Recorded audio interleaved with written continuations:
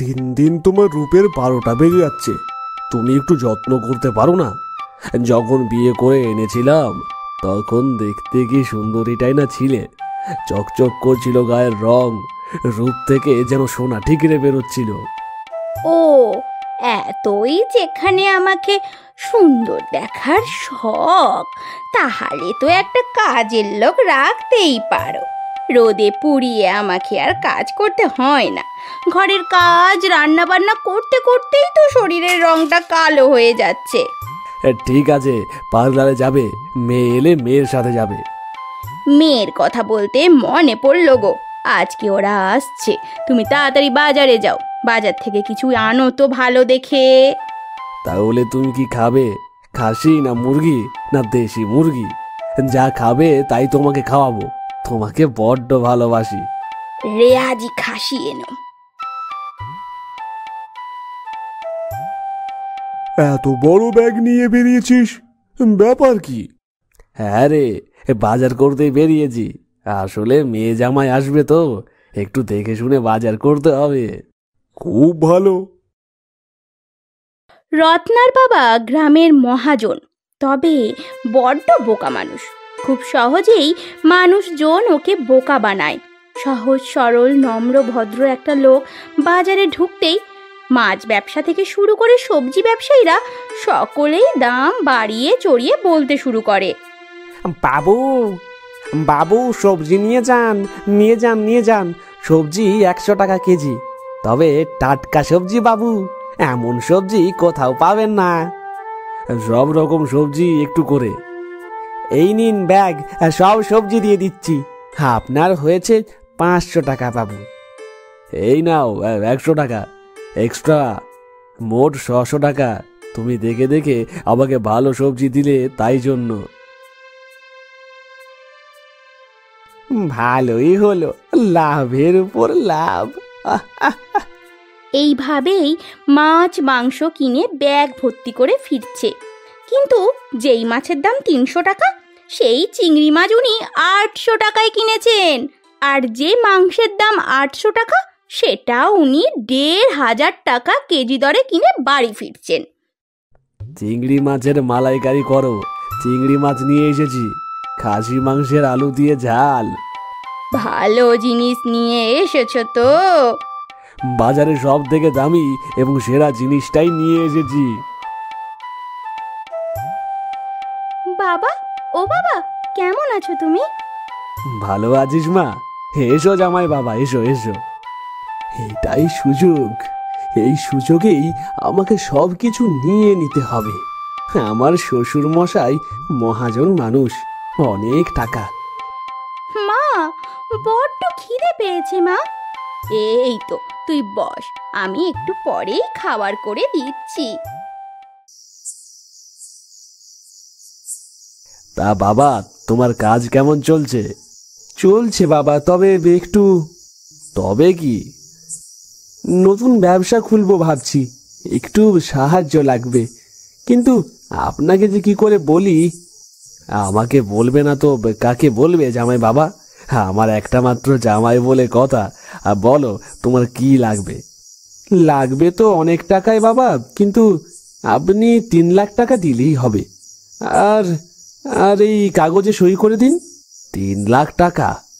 এত টাকা, এত টাকা তো আমার কাছে নেই। আচ্ছা আচ্ছা, দেখছি কি করা যায়। পরে আমি কাগজে সই করে দিচ্ছি, আগে খাওয়া দাওয়া করে নি। কি আর করবেন বাবা, যদি না থাকে।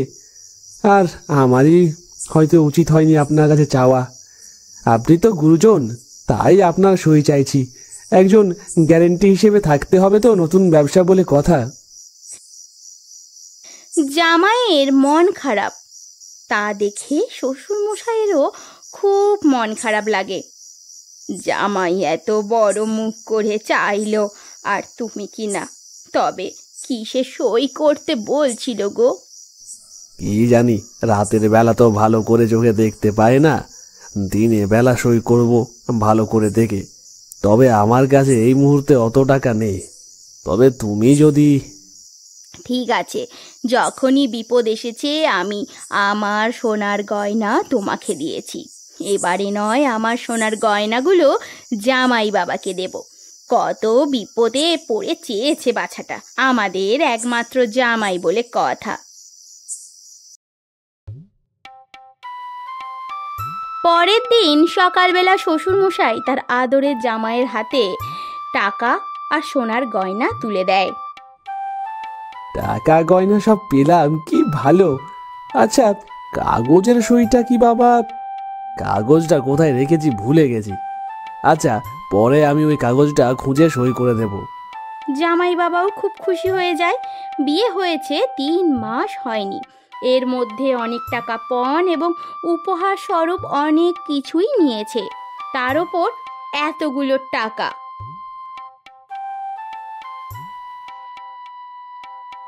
তুই তোর মেয়ে জামাইকে খুব ভালোবাসিস, তাই না?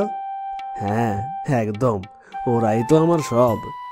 কিন্তু আমি শুনেছি তোর জামাই ভালো নয়, একজন ঠকবাজ দুশ্চরিত্র। তা কি করে হয়?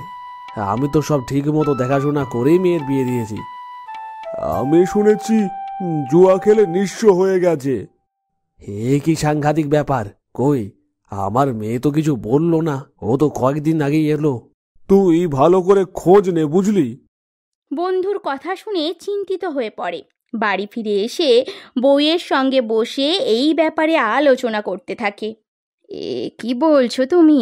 তুমি আজকেই ভালো করে খোঁজ নাও, তাকে তুমি আরো কত টাকা দিয়েছো? কি যে হলো, মেয়েটা তো কিছুই বললো না গো।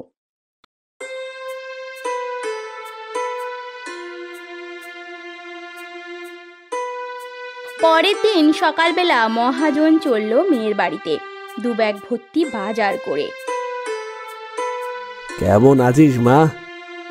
ভালো আছি বাবা, তুমি কেমন আছো? মা, তুই ভালো আছিস? তোর চোখ মুখ তো অন্য কথা বলছে। তুই কান্না কেন করছিস? কি কি হয়েছে বলতো? ওই ছেলেকে শাস্তি দিতে হবে। আমি শুনেছিলাম শুধুমাত্র জুয়া খেলে, টাকা পয়সা নয় ছয় করে। এ তো শুনতে পাচ্ছি চরিত্রের দোষ। তবে মা, তুই বলিসনি কেন? তুই তো ঘরে গিয়েছিলিস, মাকে বলতে পারছিস সবকিছু। কি করব বলো বাবা, পছন্দ করে বিয়ে করেছিলাম, তোমাদের অমতে। তোমাদের কি করে সব কথা বলি? একদম কাঁদবি না। আমি আমি তোর মাকে আজ অবধি কখনো কাঁদতে দিইনি, সব সময় হাসি খুশি রেখেছি। আর তুই কি না আমার মেয়ে হয়ে কান্নাকাটি করছিস? তুই আজই চল আমার সাথে, ওই ছেলেকে আমি পুলিশে দেব। একদম না বাবা, আমি ওকে খুব ভালোবাসি বাবা, খুব পছন্দ করি। আমি ওর সাথেই সারা জীবন থাকতে চাই।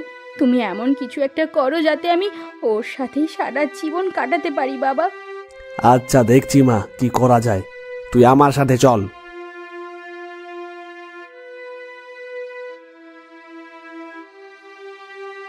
বাবা, ও বাবা, কিছু একটা করো বাবা, আমার বরটাকে বাঁচাও বাবা, বাঁচাও। আমাকে বাঁচাও, আমাকে বাঁচাও। না না না, ওসব কিছুই হবে না, তোর আমি আবার বিয়ে দেব, তুই চিন্তা করিস না মা। ওই ছেলেকে আমরা আর কোনো সাহায্য করব না। এইভাবে বলো না মা, ও আমার স্বামী, কিছু একটা করো, নয়তো আমি এবারে ছেড়ে চলে যাব। আমি দেখছি কতটা কি করতে পারি। মেয়েকে এই অবস্থায় দেখতে পারবো না। মহাজন কিছু টাকা আর সোনার গয়না দিয়ে গ্রামবাসীদের ঋণ পরিশোধ করে। এদিকে ঘরের ভেতরে 3 জনে বসে কথা বলতে শুরু করে। আরো বেশি করে মারা উচিত ছিল, তুমি আমার একমাত্র মেয়েকে এত কষ্ট দিয়েছো। আমি কাগজটা খুঁজে পেয়েছিলাম। তুমি ছলে বলে কৌশলে আমার সম্পত্তিগুলো তোমার নামে করিয়ে নিতে চাইছিলে। তুমি এত বড় ছলবাজ! এ কি সর্বনাশ, আমি তো জানতাম না। এসব কি করে? ওকে বাবা পুলিশে দাও, আমি আর চাই না, চাই না ওর সাথে থাকতে। ওকে পুলিশে দিয়ে দাও বাবা, ওকে পুলিশে দিয়ে দাও।